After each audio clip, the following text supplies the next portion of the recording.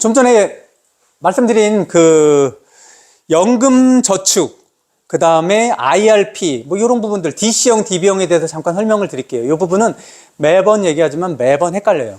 이 부분은 근데 퇴직하고 나서 사실 보면 지금 우리나라 지금 젊은 친구들이 회사에 들어가는 경우도 그렇게 많지도 않지만, 그리고 대기업들도 정규 사원들을 뽑는 게 우리 때하고는 많이 다르잖아요. 지금 뽑지도 않고 비정기적으로 뽑고, 그리고 기경제라 그래가지고 어떤 프로젝트가 있으면 거기에 맞는 친구들을 전 세계적으로 뽑아버리잖아요.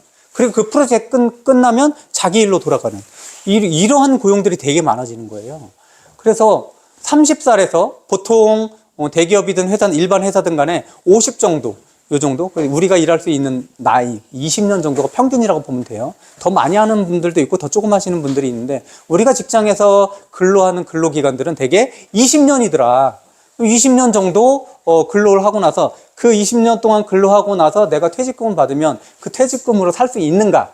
기본적으로 우리가 국민연금을 받잖아요. 그 국민연금 보통 어느 정도 받는다라고 제가 말씀드렸죠. 많이 받으면 150이더라. 그죠? 100에서 150이면 보통 그렇게 생각하시면 25년 정도 근무했다 치면 별로 받질 못해요.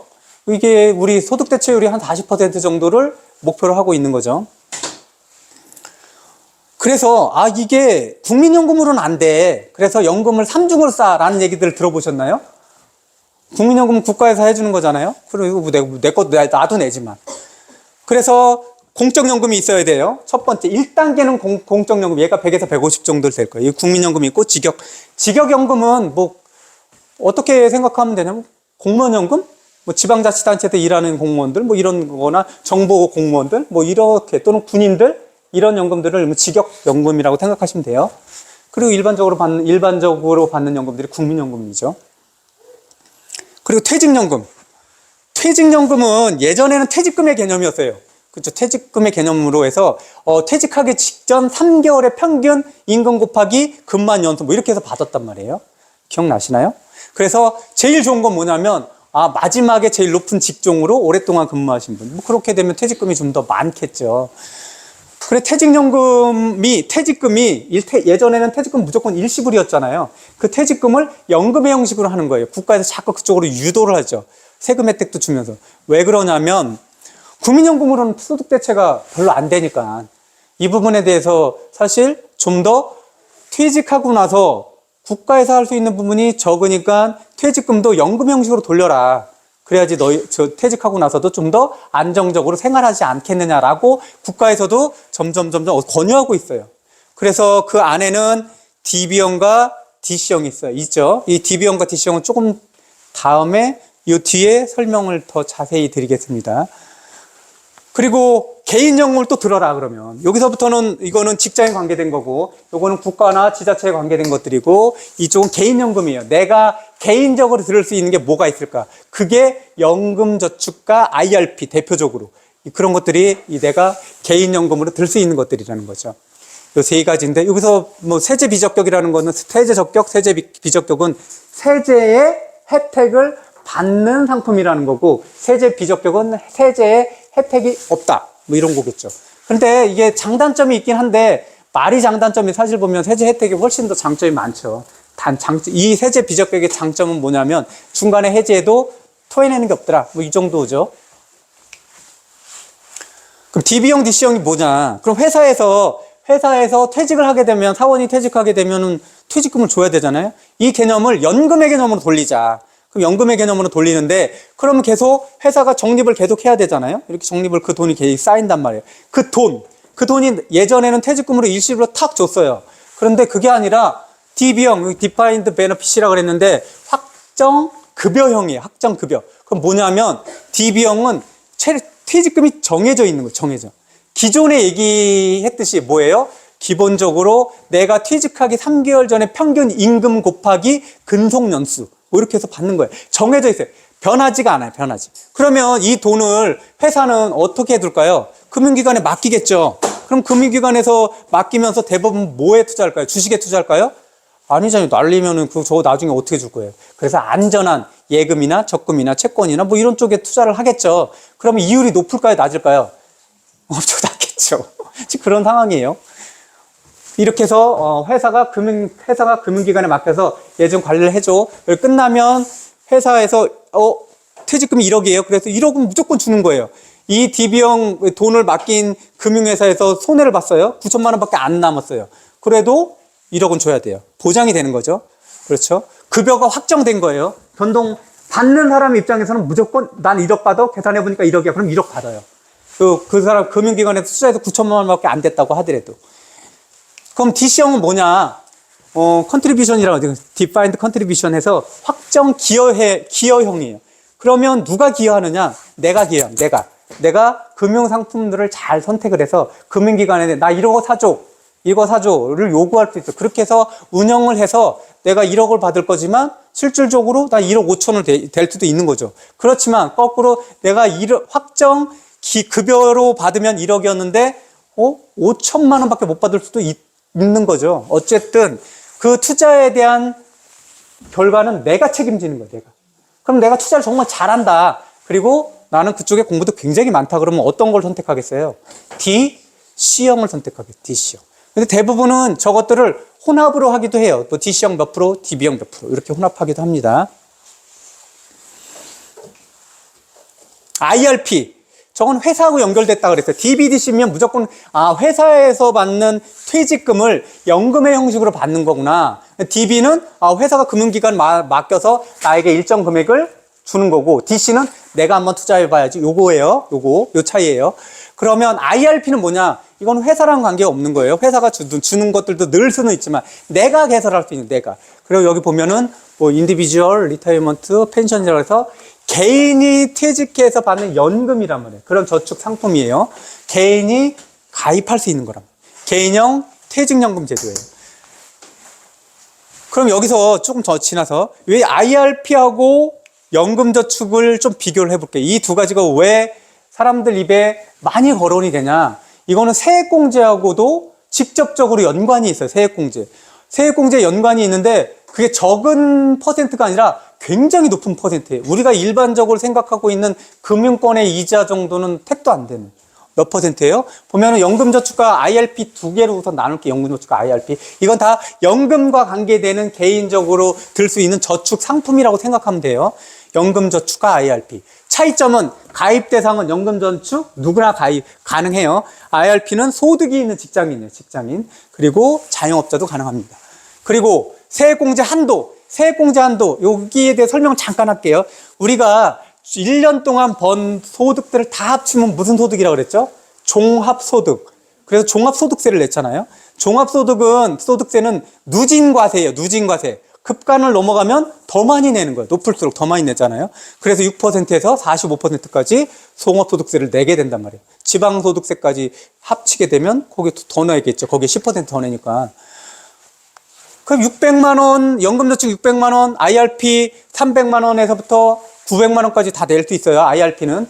저게 무슨 말이냐. 연금저축은 600만 원까지 네가 가입할 수 있는데 그 600만 원에 대해서 세액공제 해주겠어. 이런 거예요. 그리고 IRP는 900만 원까지 가능해요. 뭐랑 합쳐서? 연금저축이랑 합쳐서. 그래서 IRP만 단독으로 900만 원 가능해요. 세액공제 받는 거 말하는 거예요. 실질적으로는 더 부을 수도 있어요. 근데 1,800만 원까지 더 부을 수도 있겠지만 실제로 세액공제를 받을 수 있는 금액이에요. 여기는 세액공제 받을 수 있는 금액인 거예요. 600만 원, 900만 원. 이 IRP는 단독으로도 900만 원 할 수 있어요. 근데 IRP 쪽에서 단독으로 900이면 연금저축에서는 세액공제 받을 수 있는 금액이 없다는 거죠.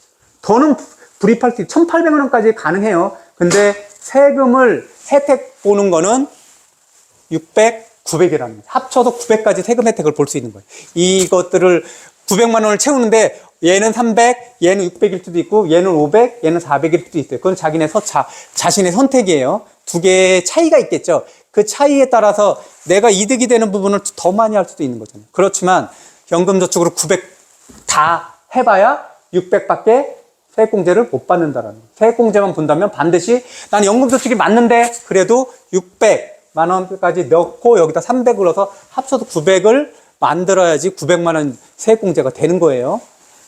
두 번째, 세액공제율. 보면 세액공제를 많이 해준다라는 건 수입이 많은 사람들을 덜 해주겠죠. 수입이 적은 사람들은 더 많이 해주는 거죠. 그래서 내가 실질적으로 수익이 1년 수익이 5,500만 원 이하다. 그럼 15%까지 공제해요. 근데 5,500만 원 초과다. 그럼 12%까지밖에 공제가 안 돼. 3% 차이 나죠. 여기서 좀 더 헷갈리시는 분이 있어요. 뒤에 넘어가 볼게요. 다시 한번 말씀드릴게요. 다시 똑같아요. 공제 금액은 여기 금액의 15%예요. 그죠? 5,500만 원 이하일 때는 만약에 내가 600 넣었다. 600에서 15%를 세금, 내가 내는 세금에서 그대로 감해서 돌려받는다라는 거죠. 연말정산 때. 그 돈 금액 그대로. 그러니까 세액공제하고 우리가 소득공제가 두 가지 있는데 소득공제보다 세액공제가 훨씬 더 크다 그랬죠. 일반적으로. 어떤 특이한 사항이 아니면 세액공제가 훨씬 커요. 왜냐하면 세액공제는 내가 받을 세금이 전체적으로 마지막에 100만 원이야. 그럼 그 100만 원에서 얼마? 15만 원, 15만 원 이것을 공제해 주는 게 세액공제예요. 세금 내가 낼 세금에서 공제해 주는 게. 근데 소득공제는 뭐예요? 아까 과표 기준이 있다고 그랬죠? 그 과표에서 액수가 빠지는 거란 말이에요. 그럼 어떤 게 더 크겠어요? 받을 세금에서 감면해 주는 세액공제가 일반적으로 더 크더라. 소득공제가 더 큰 경우도 있어요. 근데 그건 아주 지엽적인 거죠. 그러면 투자 대상과 투자 한도라고 얘기했는데 안전형과 위험형이 있어요. 근데 연금저축은 뭐 안전형, 위험은 상관없어요. 근데 IRP 같은 경우는 왜? 이거는 퇴직연금이잖아요. 연금 퇴직금이잖아요. 그래서 야, 안전자산을 사야 되지 않아? 라고 해요. 근데 안전자산은 여기서 말하는 안전자산이라는 것들은 뭐 우리가 말하는 일반적인 자산에서의 안전하냐 안전하지 않느냐의 차이가 아니에요. 여기서 말하는 안전은 원금이 보장돼 있는 거야? 이거예요. 원금이 보장돼 있느냐? 원금이. 그럼 대부분 원금이 보장돼 있는 건 뭐겠어요? 우리가 생각하는 자산 중에 채권이잖아요. 그렇죠? 국채를 산다든지. 그럼 원금 보장형이잖아요. 그래서 이 대부분은 이 IRP에서 안전자산이라고 하면 국채 같은 것들을 사요. 30%를 의무적으로 사야 돼요. 의무적으로. 나머지 70%는 위험형 자산. 그럼 개별 주식을 살 수 있느냐? 안 돼요. 개별 주식은. 삼성전자 못 사요. 하이닉스 못 사요. 여기서 살 수 있는 거는 여러 가지가 있지만 머릿속에는 뭐만 기억을 해두시면 되냐면 연금저축에서는 그냥 ETF를 살 수 있구나. ETF. 그리고 IRP에서는 ETF하고 뭐가 있어요? 안전형 자산인 국채를 살 수 있구나. 국채도 뭐 이 국채 ETF도 있죠. 그죠? 그렇게 살 수 있다. 그래서 IRP 30%는 원금이 보장돼야 되는 그런 ETF를 사면 되겠구나. 뭐 이 정도 생각하시면 돼요. 그 다음에 연금저축은 그냥 일반적인 ETF를 사면 되겠구나. 뭐 이렇게 뭐 S&P 500 ETF 뭐 이런 것들 이런 걸 살 수 있겠구나. 필라델피아 반도체 ETF 이런 거 살 수 있겠구나. 그렇게 생각하시면 돼요. 100%를 개별 종목들은 안 된다라는 거죠. 두 개 다.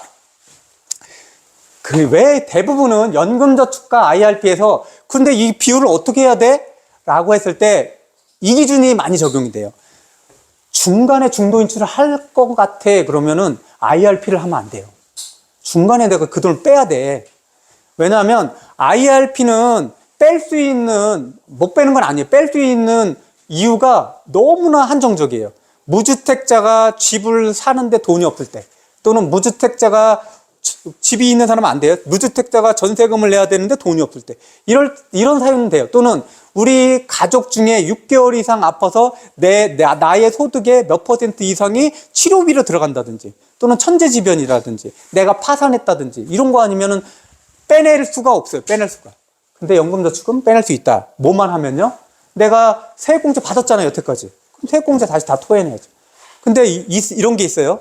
나는 5,500만 원은 초과해서 내 연봉이 5,500만 넘어서 12% 세액공제를 받았는데 중간에 내가 중도 인출했네요. 갚을 때는 어떻게 될까? 갚을 때는 그 중도 인출했어요. 그러면 이 세금 다시 토해내야 되잖아요. 12% 토할까요? 15% 토해요. 15%. 둘 다다. 얘도 15%, 얘도 15%.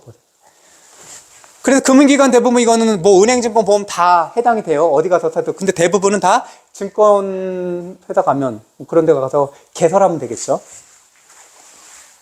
이 정도면은 근데 한 번 이렇게 다시 보셔야 돼요. 집에서 안 보면 금방 잊어먹어요. 매번. 근데 여기서 이거 보세요. 여기 보면 15%예요. 12% 돼 있죠. 여기 어떻게 돼 있어요? 16.5%로 돼 있네요. 13.2%. 뭘까요? 이게 왜 무슨 차이일까요? 맨 처음 되게 헷갈려요, 이 부분이. 이쪽 보면 15% 하나만 볼게요. 5,500만 원 이하는 15%라고 그랬잖아요. 여긴 12%고. 근데 여기서 보니까 16.5%네요. 5천만 원인 경우. 그리고 여기는 13.2%예요. 왜 그럼 이게 뭘까요? 앞에 거랑 왜 연도가 달라서 그런 건가? 똑같은 거 작년 12월 거 갖고 온 거예요. 연도가 아니라 연도의 문제가 아닌 거죠. 그리고 아까도 말씀드렸지만 연금저축과 IRP는 내가 넣을 수 있는 돈의 한계는 1,800 각각 1,800만 원이에요. 각각. 아까 말씀드린 900만 원은 뭐냐면 세액공제를 받을 수 있는 한도가 900이라는 거예요. 두 개 합쳐서. 그리고 IRP 단독으로 세액공제를 받을 수 있는 900을 다 넣을 수 있는 거예요. 근데 연금저축은 얼마만큼만 넣을 수 있다고요? 세액공제 대상 액수가 600만 원이에요. 600만 원. 그러니까 나는 중도 인출할 수도 있어. 그런 상황이고 나는 그러면 연금저축 600, IRP 300. 그럼 반드시 넣어주면 세액공제 900을 다 받을 수도 있고 중도 인출할 때 600은 인출할 수 있어요. 뭐만 다시 내면 돼요?